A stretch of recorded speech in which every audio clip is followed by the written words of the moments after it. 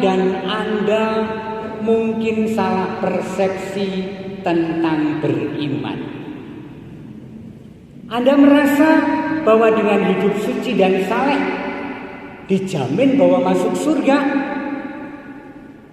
Kayaknya keliru deh kalau hanya sampai di situ. Khotbah-khotbah, homili dan renungan mengajak Anda untuk hidup baik, hidup jujur, hidup benar, dan itu artinya menjadi garam masyarakat. Kayaknya kurang deh. Kurang. Karena seluruh pewartaan Injil, seluruh bacaan kitab suci perjanjian lama dan baru mengajak kita untuk menjadi penuh beriman ketika Anda mengajak orang lain beriman. Ini yang seringkali tidak terjadi. Kita merasa bahwa kalau kita bersiarah, kalau kita novena, kalau kita setiap hari Minggu Ekaristi, kalau saya memelihara keluarga dengan baik, itu pun belum tentu. Dan kemudian kita ayem. Enggak. Karena entah Injil pada hari ini yang kita baca, entah ajaran pewartaan gereja, dari Ad Gentes, dari Evangelii Nuntiandi dengan Populorum Progressio, dan terakhir dengan keajaran Bapa Suci Evangelii Gaudium, mengajak kita menyadari bahwa aku memang beriman kepada Tuhan ketika hidupku menjadi kesaksian bagi orang lain, supaya orang lain juga kuajak untuk mengimani Tuhan. Dan seringkali kita malu dan tidak pede soal itu. Bahkan Evangelii Nuntiandi mengatakan demikian.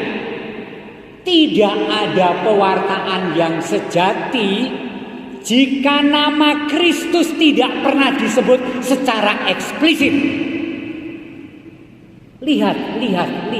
Saya belajar itu dan saya menjadi tahu.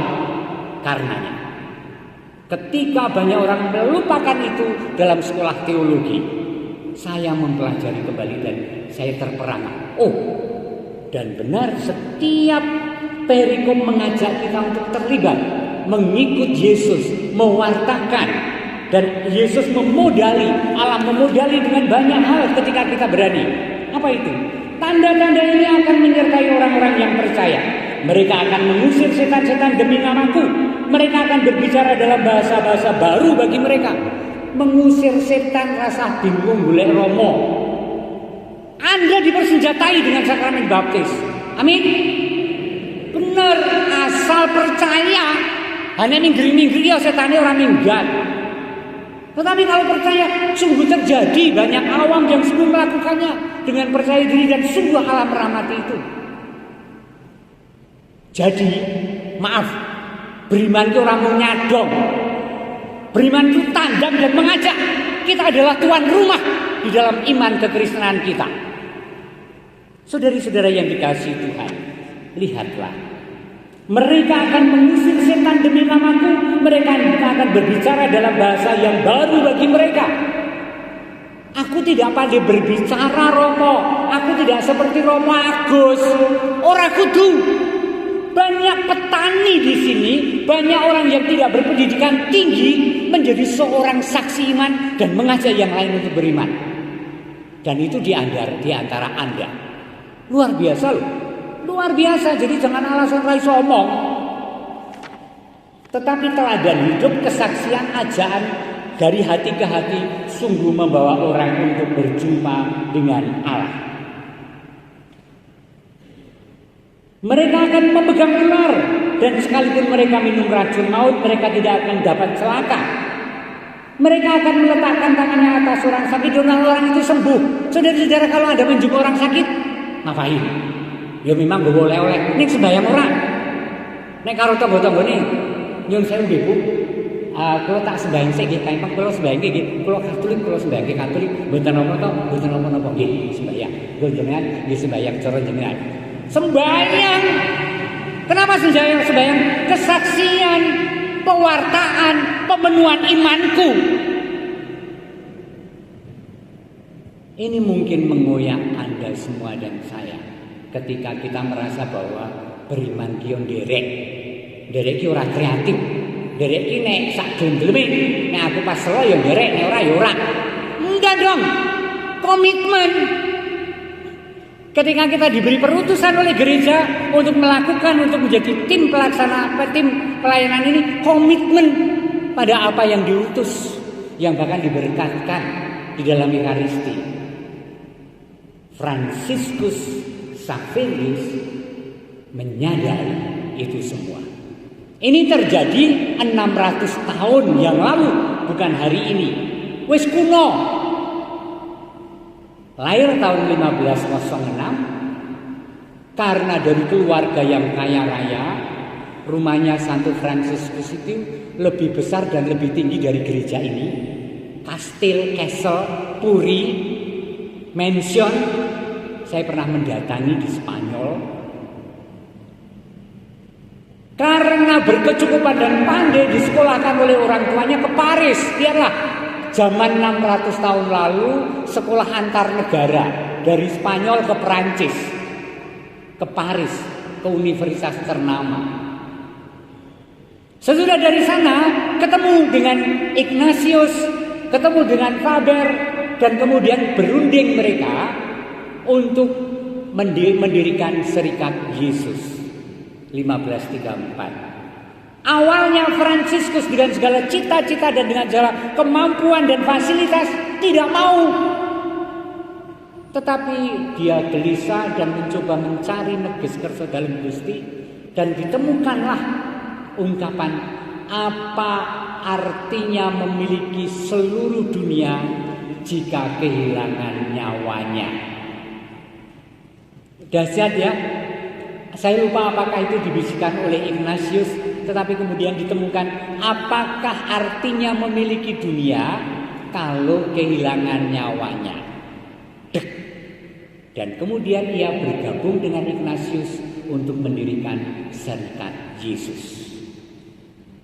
Dan beberapa tahun kemudian langsung Ignatius sebagai pemimpinnya mengutusnya untuk pergi ke Hindia Belanda, jajahan di tanah jajahan koloni ini, untuk mewartakan Injil.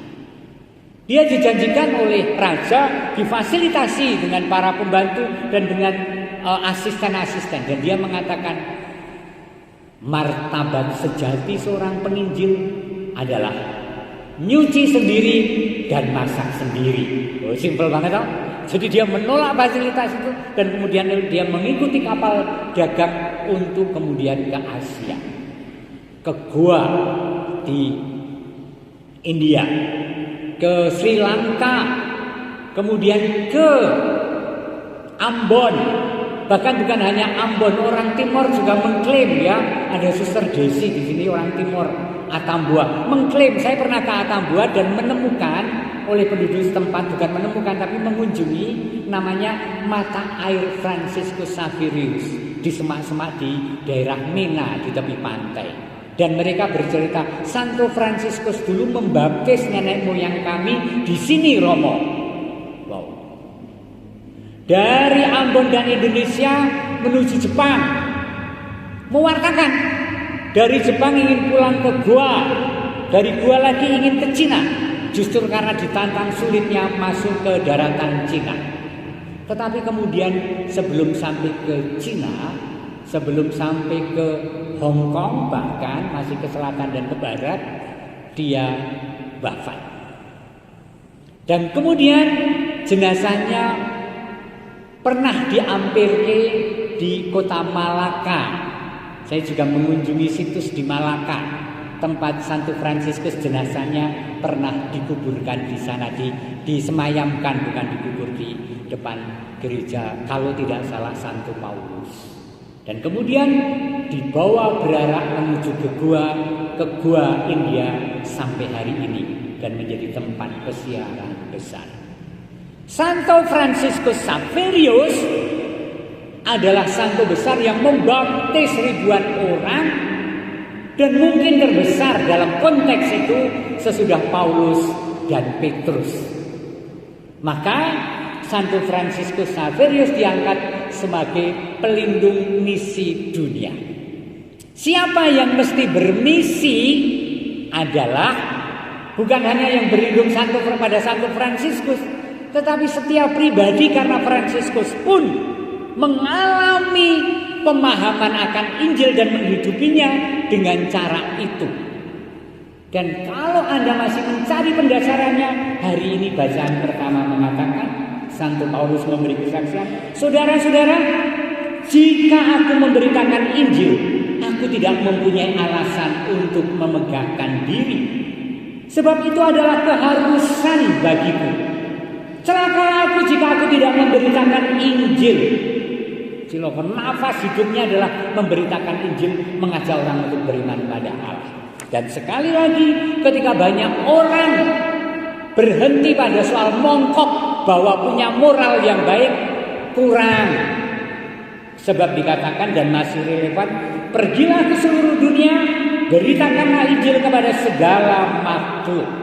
Jadi kita diajak untuk memberitakan kepada segala makhluk. Dan masih ada lagi, siapa yang percaya dan dibaptis akan diselamatkan. Maka bahkan jangan menghalangi orang untuk baptis. Baptis harus menjadi mudah untuk siapapun, entah romo, entah katekis atau siapapun. Bahkan sedemikian penting sakramen baptis, dalam keadaan darurat siapapun bisa membaptis.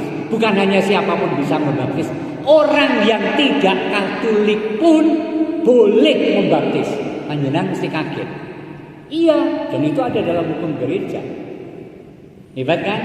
Yuk kita wartakan, kita kobarkan semangat kita lagi untuk menjadi Katolik yang penuh, penderet dalam yang penuh. Amin.